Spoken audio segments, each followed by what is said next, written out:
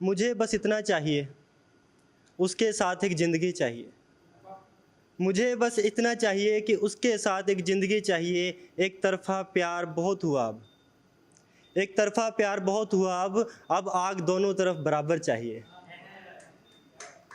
एक लड़की एक लड़की मेरे ऑफ़िस में, वो सबसे सुंदर सी, बस मुझे उसकी मोहब्बत चाहिए। एक नए ऑफ़िस में गया था तो वहाँ पे पहले से ही थी।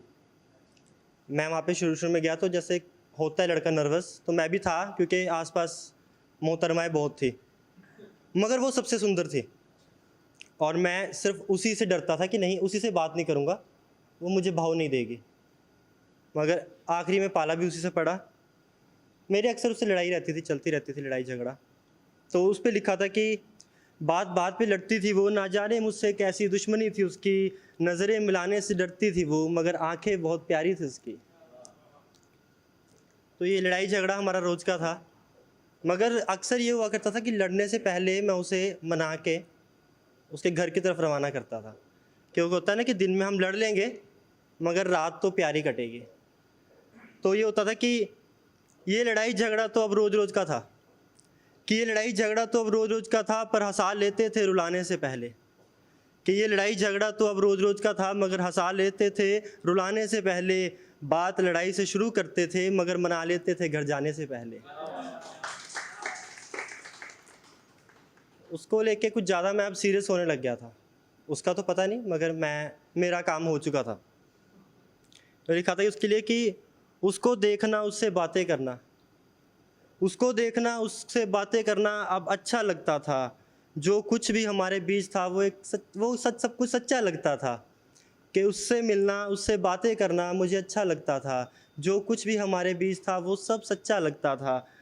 डर लगता था होश में आने से, डर लगता था होश में आने से, क्योंकि मुझे ये सब एक सपना लगता था।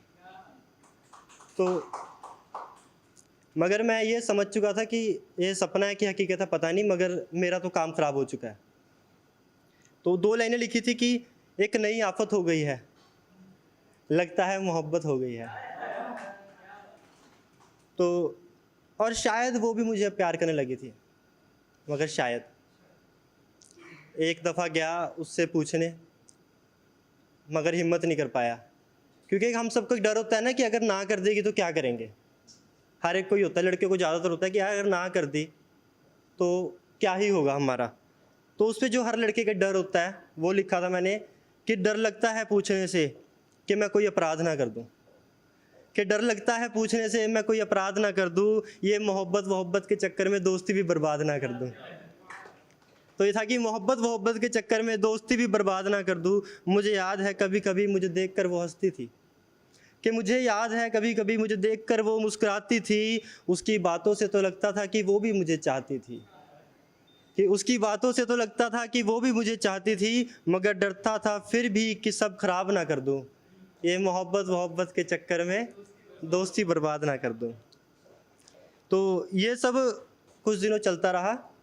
फिर एक दिन वो मेरे पास आई और मेरे पास आके बैठ गई मेरे साथ के चेयर पे। तो कहने लगी कि मंजीत, एक बात करनी थी। अब धड़कनें बढ़ने लगी थी कि शायद अब वो अपना इज़हार करने लगी है। वो आई, उसने कहा कि क्या आज हम ऑफ़िस के बाद मिल सकते हैं? और मैं तो अपने मन में वो कैफ़े भी सेट करके बैठा था कि जहाँ हम बैठ के मिलेंगे। वो मेरे सामने बैठी होगी, मैं चाय पी रहा हूँगा उसके साथ बैठ के, या कॉफ़ी जो भी होगा। तो मैंने कहा हाँ यार श्योर, मिलेंगे। मगर सुनो, ऑफ़िस में किसी को पता नहीं चलना चाहिए। पागल है क्या? ये बात कोई किसी को बताता है? तो मैं जा रहा था, मेरे दिमाग में छोटा-सा ख़्याल आया कि मैं वो फूल हूँ जो खिलने जा रहा हूँ। मैं वो फूल हूँ जो खिलने जा रहा हूँ, मैं आज उससे मिलने जा रहा हूँ। कि मैं फूल हूँ जो खिलने जा रहा हूँ, मैं आज उससे मिलने जा रहा हूँ। बहुत अरसे से इंतज़ार था इस वक़्त का, कि बहुत अरसे से इंतज़ार था इस वक़्त का। हाँ, आज मैं उसे अपने दिल की बात कहने जा रहा हूँ। हाँ, आज मैं उसे दिल की बात कहने जा रहा हूँ। तो हमारा ऑफ़िस 7 बजे क्लोज़ हो जाता था। तो मैं बहाना लगा के वहाँ से 6:30 बजे निकल गया और मेरे ऑफ़िस के साथ सेक्टर 8 पड़ता था, वहाँ एक कैफ़े था। तो मैं वहाँ गया और मैंने उनसे बात करी, वहाँ से भैया से, वेटर से, कि यार मुझे ना एक कॉर्नर का वो चाहिए टेबल, जिसमें 2 ही चेयर हो, एक राउंड सा होना चाहिए, बीच में एक गुलाब पड़ा हो और कुछ ना उसमें फालतू हो। तो सब कुछ तैयार हो गया। मैंने ठीक 6:55 पे उसको अपनी वहाँ की लाइव लोकेशन शेयर कर दी। तो उसका आगे से मैसेज आया कि मैं आ रही हूँ, जो कि मेरे लिए बहुत अच्छा था। अब दिल की धड़कनें बढ़ती जा रही थी कि वो आ रही है और अब मैं क्या करूँगा। बहुत कुछ सोचा, बहुत कुछ लिखा भी उस वक़्त पे, मगर वो सब कह लो कि मुँह के बल गिर रहा था। क्योंकि मेरे को डर था कि नहीं यार, ये क्या लिख रहा हूँ मैं आज। उसे प्रपोज़ करना है, छोड़, सिंपल आसान सी भाषा में करेंगे।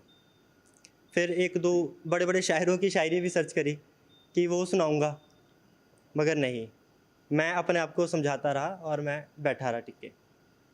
तो वो आई, ठीक मेरे सामने आके बैठी और मैं वैसी फ़िल्मों की तरह हाथ में गुलाब।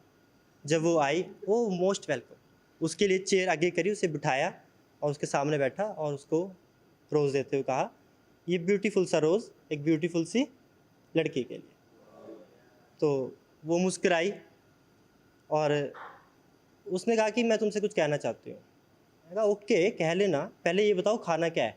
आज की दावत मेरी तरफ से, आज पार्टी मैं दूँगा। तो और जब उसने कहा था कि ठीक है, ओके, जो मर्ज़ी ऑर्डर कर लो, तो मैं ऑर्डर करने गया। तो जब मैं वापस आ रहा था, तो आप मान सकते हो एक लड़के की सोच कितनी हाई लेवल की होती है।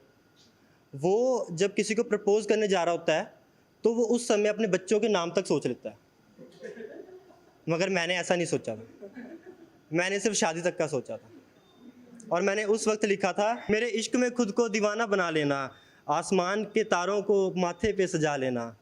कि मेरे इश्क में खुद को दीवाना बना लेना, आसमान के तारों को माथे पे सजा लेना, जब आएगी वो खूबसूरत रात सज के। जब आएगी वो खूबसूरत रात सज के, अपने हाथों में मेरे नाम की मेहंदी लगा लेना। तो मैं उसके पास गया और उससे पूछा, मैंने कहा हाँ, अब बोलो क्या कहना चाहती हो तुम? मैंने कहा चलो पहले इसकी सुन लूँ, फिर अपनी कह दूँगा।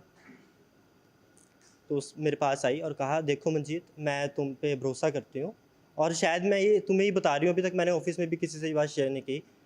तो एक्चुअली बात ये है कि अगले महीने मेरी शादी है। वैसे ये सैड थी। तो उसने कहा कि अगले महीने मेरी शादी है। वो ग्रेट यार, कांग्रेचुलेशंस। कौन है वो बदनसीब? तो कहती यार देखो, मजाक मत करो और मैं सीरियस हूँ। अगले महीने मेरी शादी है और मैं इस ऑफिस में आज ये सिर्फ 2 ही दिन हूँ, कल फ्राइडे और फिर सैटरडे। संडे को मैं यहाँ से हाफ डे के बाद 6 बजे के बाद मैं चली जाऊँगी। 6 बजे की मेरी ट्रेन है और मैं चली जाऊँगी। कोई बात नहीं, बोलो क्या मैं तुम्हारी हेल्प कर सकता हूँ? कुछ खास नहीं, बस ऑफिस में मत बताना, और क्या संडे को हम मिल सकते हैं? आखिरी मौका है, मना क्यों करूँगा? मैंने कहा ज़रूर, और कोई बात नहीं, हम मिलेंगे। तो उसने कहा था लोकेशन मैं बताऊँगी, वहाँ आ जाना, हम काफ़ी एन्जॉय करेंगे। 4 बजे तक हम मिलेंगे, उसके बाद फिर मेरे को जाना होगा। तो जैसे-तैसे वो 2 दिन बीते, उसके बाद मैं उसे मिलने गया और हम काफ़ी घूमे, काफ़ी एन्जॉय किया हमने। तो उसने कहा था कि यार मैंने सुना तुम शायरी वगैरह करती हो, तुम शायरी वगैरह कर लेते हो और तुम इवेंट वगैरह भी लगाते हो, तो कुछ मुझे भी सुनाओ। मैंने कहा हाँ, हाँ, सुनो, एक मेरी फ़ेवरेट है। तो कहती हाँ सुनाओ, जो कि फ़ेवरेट उसी के वजह से बनी थी मेरी वो। तो वो लिखा था मैंने कि ਉਹ ਮਿੱਠਿਆਂ ਮਿੱਠਿਆਂ ਬੁੱਲਾਂ ਨਾਲ ਬੋਲਦੀ ਸੀ, ਉਹਦੀ ਬੋਲੀ ਇੰਜ ਲੱਗੇ ਜਿਵੇਂ ਕਿਸੇ ਮੋਰ ਦੀ ਸੀ, ਮੈਂ ਲਿਖਦਾ ਰਿਹਾ ਰਾਤਾਂ ਜਾਗ ਜਾਗ ਜਿਹਦੇ ਲਈ, ਉਹ ਕਰਮਾਂ ਵਾਲੀ ਮੇਰੀ नहीं किसी होर दी सी। तो वो कहती वाह यार, ये तो बहुत अच्छा, तुम्हें लगता है किसी अपनी एक तरफा मोहब्बत के लिए लिखा था? ज़रूर, हाँ, थी एक। तो क्या रहा उसका? आज सुना है उसकी शादी होने वाली है और आज शायद किसी पागल के साथ घूम रही होगी कहीं। तो वो शायद समझ चुकी थी इस इशारे को, और वो मतलब फिर भी हम वो उसने वो सब चीज़ें इग्नोर करी और मेरे साथ वो घूमती रही। और मतलब कह लो कि उसको सब पता लग गया था, मगर वो बातें छुपा रही थी, मुझे कुछ कह नहीं रही थी। शायद वो अपना रिश्ता बचा रही थी या शायद मुझे बचा रही थी। तो आखिरी में हम काफ़ी देर तक मिले, हमने काफ़ी एंजॉय भी किया और चाय वगैरह भी पी, जो कि सबका ही एक अरमान होता है कि अपने उसके साथ चाय पीनी है टपरी पे बैठ के। तो वो चाय वगैरह भी पी। तो एंड में उसने बोला कि अच्छा मंजीत, अब मेरा जाने का वक्त हो गया, अब मुझे इजाज़त दो। तो हम चलते चलते एक पार्क में पहुंच गए थे जिसके ठीक सामने उसका घर था। मैंने कहा ठीक है, तुम जा सकते हो। तो वो गई और वापस आई। हम पिछले शायद 4 या 5 महीने से साथ में थे, मगर आज तक मैंने शायद उससे 1 या 2 बार हाथ मिलाया होगा। मगर उस दिन पहली बार उसने मुझे गले लगाया और कहा कि मुझे भूल मत जाना, मैं तुम्हें बहुत मिस करूँगी, आई मिस यू। तो फिर उस वक़्त में मतलब उसने मेरे को कहा था कि तो मतलब उसने मेरे को बहुत ज़ोर से गले लगाया और कहा कि शायद ही हमारी आखिरी मुलाकात है, आज के बाद मैं कभी ना चंडीगढ़ आऊँगी ना तुमसे मिल पाऊँगी। तो आखिरी बार कुछ अपना लिखा मेरे को एक और बार सुना दो। मैंने कहा देखो, जो जिस तरह से तुम मेरे गले लगी हो ना, मेरा अपना तो कुछ नहीं लिखा, मगर एक मशहूर शायर का लिखा है, मैं वो तुम्हें सुनाना चाहूँगा। तो उसने कहा था कि हाँ, कुछ भी सुनाओ, मैं तुम्हारे मुँह से सुनना चाहती हूँ। तो मैंने बोला था कि मिल रही हो बड़े इत्तेफाक के साथ, मुझे यकसर भुला चुकी हो क्या? मेरे सब तंज बेअसर ही रहे, तुम बहुत दूर जा चुकी हो क्या? और फिर वो दूर हटी और चली गई। शुक्रिया।